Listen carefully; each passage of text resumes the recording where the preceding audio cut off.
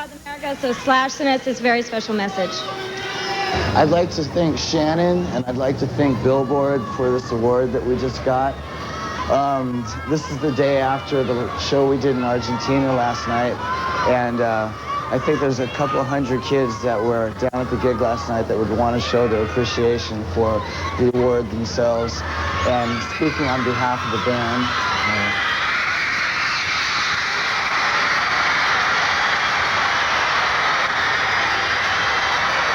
I think it speaks for itself. This is You Could Be Mine.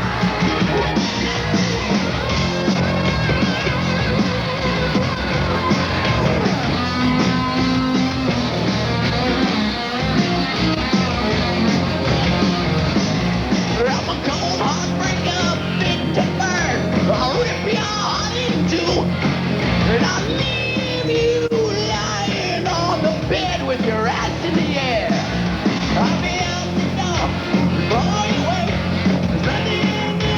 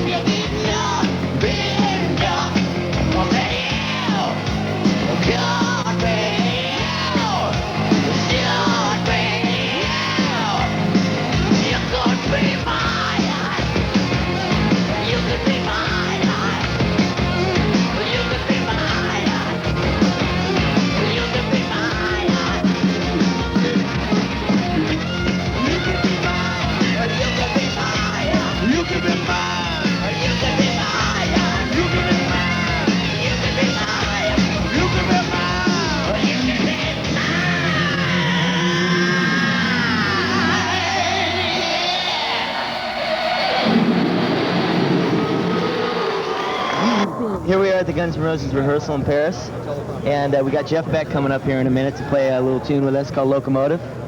These are his amps we're plugging in. A couple of Fender twin reverbs, I think they are. Do you know how this goes? No, I don't know exactly how that goes. Major behind-the-scenes action. Now, see, this is so when we're about to walk on stage and they go, house lights, we know where to go, because we can at least read. It's kind of obvious whose these are, because it says my name on there. Once again, no matter what it says, how they try to keep us out, doesn't matter.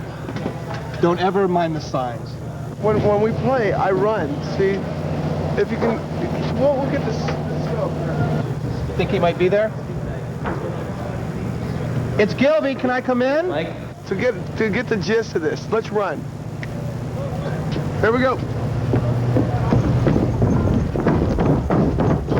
This is Big Reds. Little action here. Key monitor to make sure that we're not doing anything bad. That concludes our backstage key room tour of the Guns N' Roses show.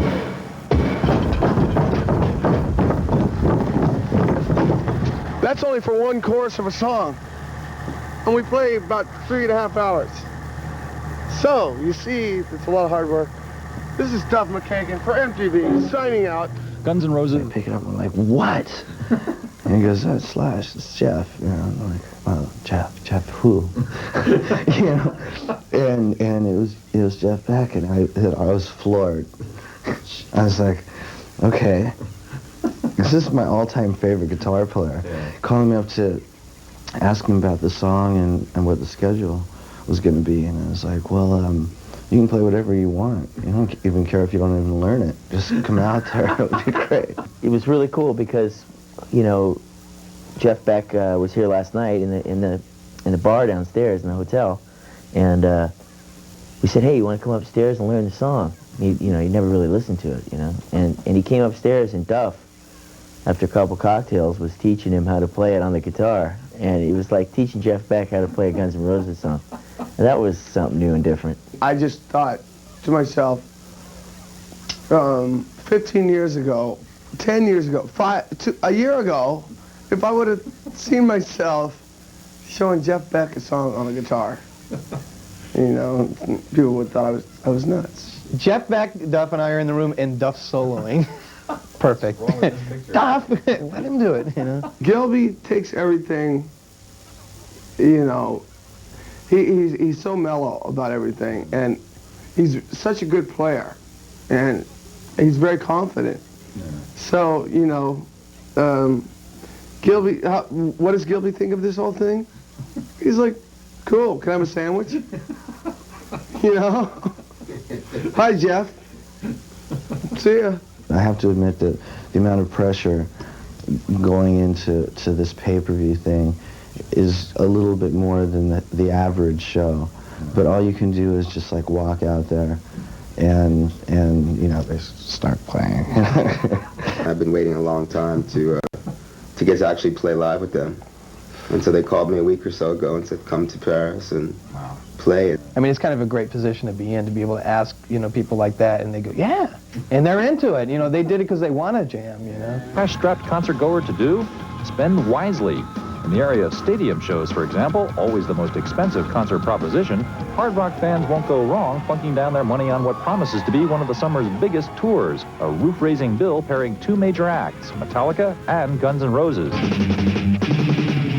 It's just, there was some kind of friendship and some kind of sharing of some attitudes and some things that just happened, you know. This is something very Spinal Tap about this whole thing. Tell us about this song. You Could Be Mine, when we were at SIR Studios rehearsing in LA, doing pre-production for Appetite, that was one of the songs that was going to be on Appetite, and we didn't have enough room, and we hadn't really finished it, you know, in time for putting it on the album. So it was sat on the back burner until we did Use Your Illusion. It certainly is going to be a big concert season, especially in giant stadiums such as this one, where people are filing in right now to catch Jeffy this summer. Are you ready? Summer touring makes you sweat. It's going to be a summer with all kinds of music making the rounds, and once again, as the recession drags on, very little money for most people to spend on hearing it. So what's a cash-strapped concert goer to do? Spend wisely. In the area of stadium shows, for example, always the most expensive concert proposition, Hard Rock fans won't go wrong plunking down their money on what promises to be one of the summer's biggest tours, a roof-raising bill pairing two major acts, Metallica and Guns N' Roses. It's just, there was some kind of friendship and some kind of sharing of some attitudes and some things that just happened, you know? This is something very Spinal Tap about this whole thing.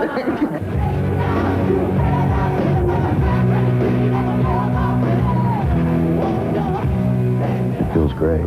You know, we think we got all the pieces in the right place, and the morale is really high. That was Guns N' Roses, past, present, and future, and we're kicking off a half hour of live Guns N' Roses performances. And right now we're about to play Paradise City, filmed at the Ritz. You remember the show at the Ritz? Which one? The one that we filmed the show. Oh, that we had the big show that played on MTV, the ones with all the beeps in it. I remember, yeah. You remember any of the shows, Doc? Yeah, shut up. Okay, right now here is Paradise City, live at the Ritz with Guns N' Roses. Videos right now. Since you played so many live shows, I mean, you just got back from Europe and now you're embarking on this whole big thing with Metallica. Are there any shows that really stand out in your mind that you always remember? Good or bad? The ones I remember stand out. No, Wembley Stadium in London always stands out. We played there like 3 times. The Queen thing, and Giant Stadium where we did Paradise City. I remember the New Year's Eve in 1992, which was in Miami? Oh, Miami, yeah, that was insane. Well, this is a live performance taken from that show. Here's You Could Be Mine from Miami, New Year's Eve 92. All right. Be Mine playing live in Miami on New Year's Eve. And we're about to play another Guns N' Roses live video. But, I mean, there's got to be some real quick, interesting stories about playing live with this band. Oh yeah, everything's interesting. Every day it's a new thing. In Germany one time we had to play in a thunderstorm, like the worst thunderstorm we had in 20 years in Germany. And we all were sitting out there watching all the fans and stuff, and they're soaked and everything, and we're dry because we have a roof. So as Axl takes one look at him, steps out, gets soaked, made all of us step out, get soaked. Matt came up from his drum stage, got soaked. Dizzy poured a beer over his head, of course, got soaked. Yeah, every day it's an adventure, something new. Well, right now, this is one taken live from Wembley, and they played this during the 1991 MTV Video Music Awards. And I remember kept on watching this because that was like one of the first times everybody in America was going to see Gilby. But he wasn't there. And we kept on saying, "Where's Gilby?" And the camera just kept on missing. I didn't know they were filming that song. Rose Bowl, you got to be pretty neat because, yeah, I mean, living in California, and a lot of people have always... Did you grow up in L.A.? Or? Well, Laguna Beach, actually. So you've always known the Rose Bowl. Yeah, the Rose Bowl. I mean, starting off in bands, I know that a lot of people probably grew up saying, "God, I'd like to play the Forum one day," or the, you know, or the San Diego Sports Arena, stuff like that. But to play the Rose Bowl, it's pretty wild. I mean, it's big, I don't think not that many people play there, you know, because the people in Pasadena are pretty old, and they like to keep the volume down. I think. My mom lives in Pasadena. Oh, I'm sorry. See, no. So they, I think we had a hard time getting it to, you know, the facility to play, but I'm glad that we did because we can get like, I don't know how many, 120,000 or something in there. It's a real big play. Yeah. And it sold out the day, like we just said, the tickets went on sale, and they sold out amazing. Or something, 39 minutes, gone. So if the tickets are still available at the show that's going to be coming by your neighborhood, definitely you want to get the tickets. We're going to be talking to Matt a little bit more, and right now let's play a video from Metallica. Here is The Unforgiven. Lee Clark of Guns N' Roses, and you recently got to play the Concert for Life, big show in England, and I know that you're a huge Queen fan. Huge Queen fan. I've loved them from early 70s. We used to do Queen songs on stage a long time. Didn't we? A lot of times, yes. It's been a real thrill for you to get up and... Oh yeah, to play with them, and with the whole thing was just, it was awesome. Something I'd never ever dreamed that we would do. No, I mean, all your dreams are coming true, aren't they? Everything. See what can happen in America. See what can happen in America. Don't burst my bubble, all right? It's just downhill from here, Gilbert. Yes, I know. No, I'm kidding. Here's Knocking on Heaven's Door, Guns N' Roses, live at the Concert for Life.